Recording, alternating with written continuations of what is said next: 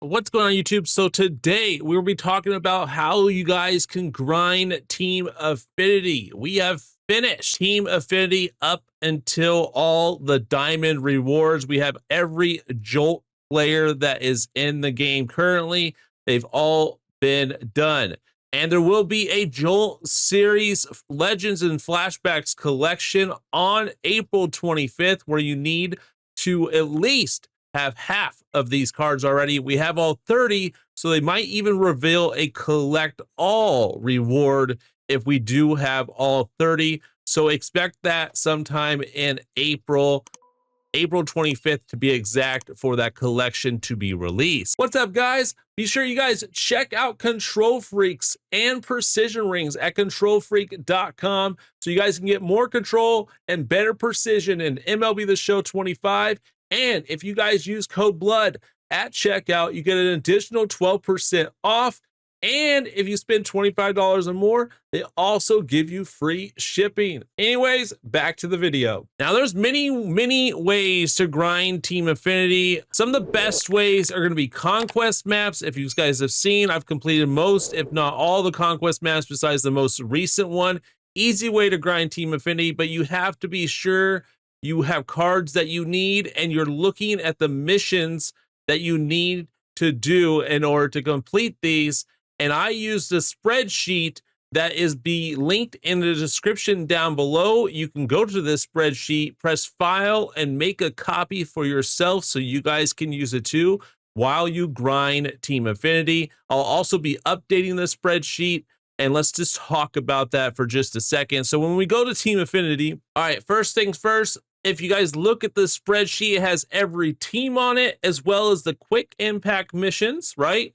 And it also is going to have the on the rise missions. So I didn't pass anything besides the first two, because that's all you needed to get the diamond rewards, was really focus on those first two sets of missions. And every team's the same, so it's all the same missions. So when you do quick impact, it's also cumulative missions. So let me take this screen off. So if we go to quick impact, it's 12 innings pitched. But if you go to on the rise, it's 30 innings pitched, but it's added together. So let's say I still only had 12, it would say 12 out of 30, right? So like this one says 24 out of 30, but if I go to the season standouts and there was an innings pitched here, it would be different, but there's not. They stopped doing like the innings pitched.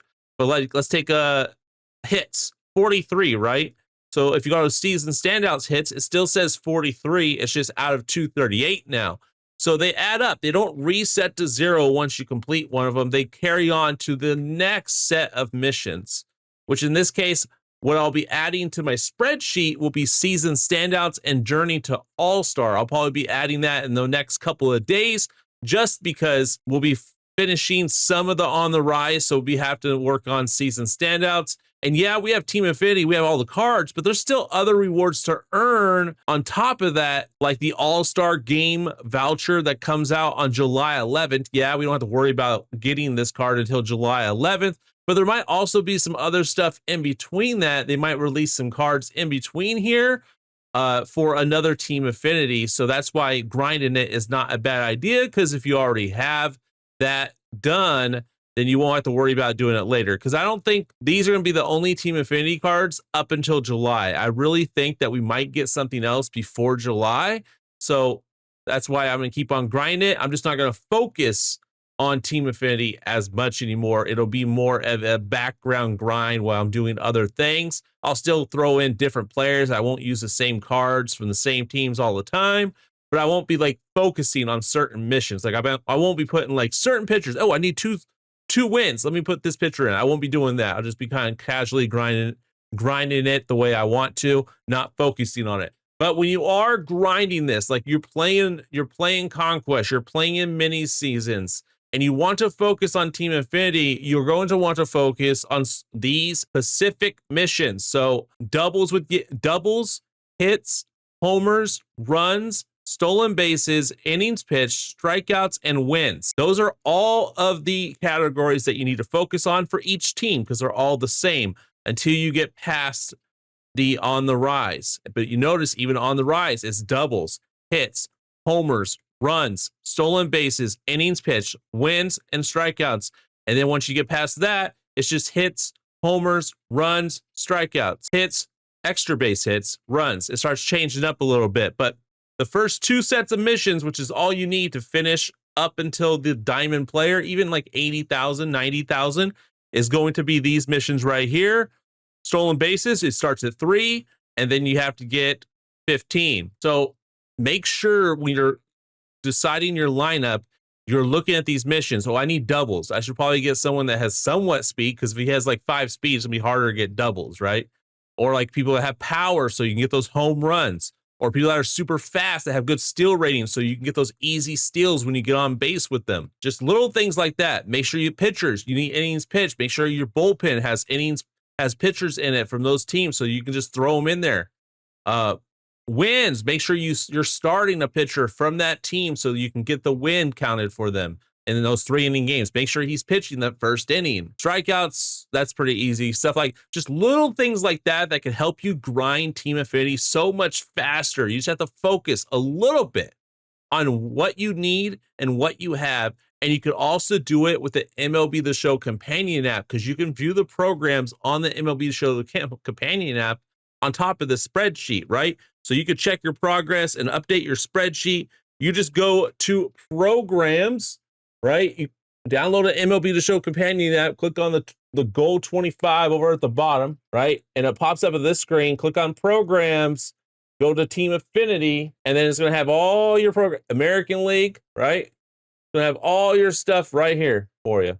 You click on it, you go over to tasks, is that one right there, and it has all your tasks, all the missions that we're looking at right now available on your phone. So if you're in game and you need to check something, you could check it. But having my spreadsheet up there, set it up before you go into games, and you be able to check this stuff off as you go and as you complete these missions. Now the spreadsheet doesn't have like, oh, I got 9 out of 10 doubles. It just has doubles, and if I put a check mark on it, that means I completed it. So I don't know exactly how many I have if it's not checked, but I know that it's something I could be working on. And if I want to know exactly how much I have, I can check out that companion app. Another way that you can help yourself complete Team Affinity is the live series collections. Any team that you complete in the live series collection, you could collect that live series reward like the Yankees, Paul O'Neill, and it will give you an additional, I believe, what is it?